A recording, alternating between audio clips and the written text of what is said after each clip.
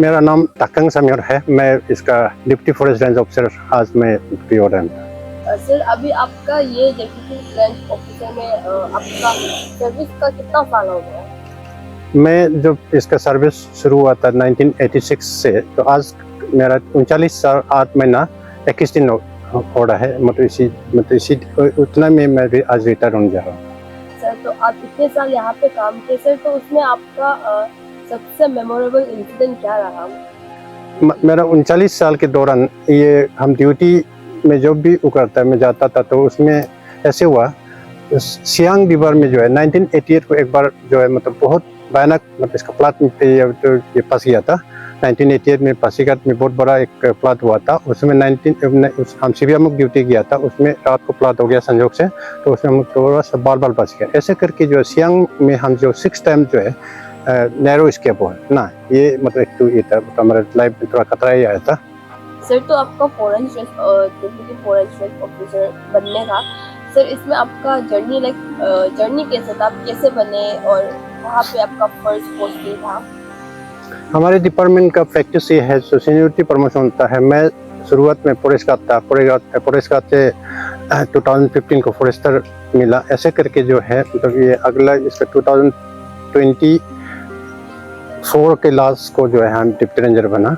तो ऐसे करके सीनियरिटी प्रमोशन बेसिस पे मिला। ऐसे कोई जैसे पुलिस में एक मेरिट बेसिस में जो कॉन्टेस्ट करने का हमारे डिपार्टमेंट में मौका नहीं है, तो इसलिए हम लोग मतलब थोड़ा प्रमोशन लेट हुआ। सर फिर आप इतने साल यहाँ फॉरेस्ट डिपार्टमेंट में काम किए सर, तो हम ये भी जानना चाहेंगे कि आप कौन कौन से फॉरेस्ट यूनिट्स पे थे आपके पोस्टिंग? वैसे पोस्टिंग जो है मतलब ये मैं पासीघाट रेंज में करीब 10 साल करीब था। उसके बाद फिर सेंट्रल मोबाइल स्क्वाड में आया, तो हमारे 39 ईयर्स 8 मंथ 21 डेज उतना में समाप्त हो गया।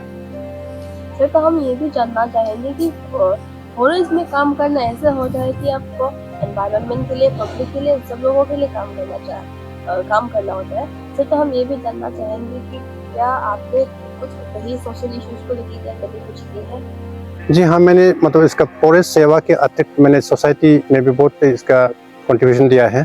खास करके हमारे जो मिचुका सीयूमी डिस्ट्रिक्ट से जो लोग पासीघाट में मेडिकल ट्रीटमेंट के लिए आते हैं, उसको भी मैं अपने मतलब हिसाब से बहुत सारे लोगों को मैंने जब मुझे सहायता मांगा है तो सहायता दिया है। तो इस तरह से मैं इसका सरकारी नौकरी के अतिरिक्त भी मैं समाज में भी काफ़ी सेवा की है। सर साथ ही साथ हम ये भी नोटिस कर रहे हैं कि हमें आपके हाथों पे बहुत सारे निशान देखने को मिले। सर तो अगर आप क्या आप हमें उसके बारे कहानी बता सकते हैं कि कैसे लगा और कब हुआ? जी हाँ, मेरे इस हाथ पर एक ये जो गुतिशा बन गया है, तो ये कैसे हुआ बोलने से मैं समाज सेवा करते समय हमारी वहाँ किसी यूमी से एक पेशेंट आए हुए थे यहाँ पर मेडिकल में ओ पॉजिटिव की ब्लड के रिक्वायरमेंट में बहुत दिन से वेटिंग में था। तो मैं उस समय एक क्रिसमस ईव था, क्रिसमस ईव में उन्होंने मुझे कॉल करके रिक्वेस्ट किया कि उसको ब्लड डोनेशन देने के लिए।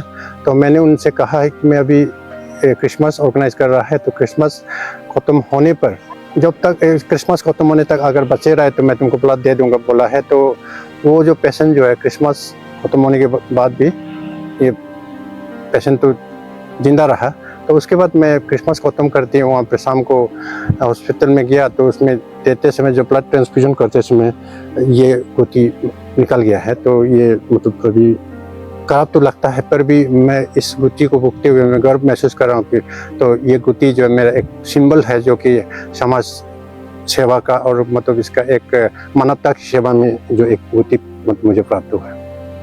सर हम ये भी जानना चाहेंगे कि फॉरेस्ट जो है हमारे जो ह्यूमन एंड एनिमल दोनों के लाइफ में बहुत इम्पोर्टेंट है, एंड आजकल हमारे फॉरेस्ट बहुत कम होते जा रहे हैं। सर तो आपको क्या लगता है कि हम अभी आपका फॉरेस्ट को कैसे बचाएंगे? जी हाँ, फॉरेस्ट डे बाय डे जो अवेयरनेस के कमी के कारण से जो जंगल की कटाई खूब हो रहा है, कुछ अपना जूमिंग कल्टीवेशन के चलते, कुछ अपना ये घर द्वार बनाने के चलते जो है जो फॉरेस्ट के कंटिन्यू कटाई से जो फॉरेस्ट का परसेंटेज कमती होने जा रहा है। तो ये एक चिंता की बात है।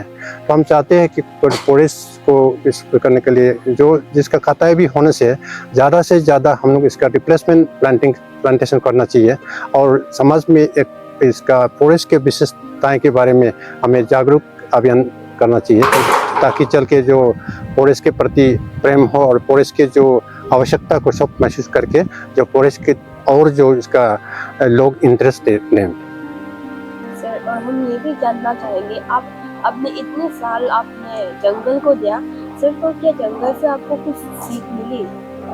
हाँ, जंगल से बहुत चीज़ें मिलता है। तो हमें एक प्राणवायु मिलता है, जो सबसे पहले तो जो हमको यहाँ पर सर्वाइव रहने के लिए इसका प्राणवायु की आवश्यकता होता है, जिस तरह से जिसे कि ऑक्सीजन कहा जाता है। बिना ऑक्सीजन से हम लोग रह नहीं सकता है। अब देखिए, अभी जंगल की कटाई जो रिपीट मतलब की कटाई होने से डिग्रेडेशन हो रहा है, तो इसमें ग्लोबल वार्मिंग शुरू हो गया है। तो ऐसे करके फॉरेस्ट की जो कमती होने से गर्मी बढ़ते जा रहा है ना, ये एक मतलब चिंता कारण। और फिर मैं मतलब फॉरेस्ट जो वन संपदा के अंदर जिस तरह से जो यहाँ पर जो एक हमारे जो यहाँ के वनस्पति से बहुत से लोग का कैंसर जैसे बीमार जो मतलब इसका बीमार भी ठीक हो रहा है, तो इसलिए मैं फॉरेस्ट से मतलब बहुत बेनिफिट देखने को मिल रहा है। जिस तरह से हमारे यहाँ पर एक लोकल प्रैक्टिशनर है, वो जंगल की जड़ी बूटी सिर्फ से ही मतलब बहुत ऐसे बड़ा बड़ा जो डिजीज को ठीक कर रहा है। तो उसी दिन से मैं देख रहा है कि हमारे फॉरेस्ट इतना महत्वपूर्ण है हमारे जीवन में।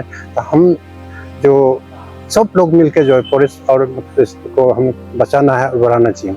सर, और आखिर में हम ये जानना चाहेंगे कि आप जो आजकल के बढ़ते यूथ है, जो यूथ के जनरेशन है, उन लोगों को फॉरेस्ट और नेचर के बारे क्या कहना चाहोगे और क्या एडवाइस देना चाहोगे? मैं उन युवा युवती जो फॉरेस्ट सेवा में जो आज आए हैं, उनको मैं सबसे पहले तो मैं ये बात कहना चाहूँगा, फॉरेस्ट सेवा काल में सबसे पहले अनुशासन होना है, उसके बाद ड्यूटीफुल होना चाहिए, उसके बाद डेडिकेशन होना है, और उसके बाद फॉरेस्ट और ये वाइल्ड लाइफ के प्रति जो है प्रेम अपने मन में जागृति आना है, और इसका हमेशा ड्यूटी में सतर्क रहना है और फॉरेस्ट को बचाने के लिए ज़्यादा से ज़्यादा समय देना चाहिए।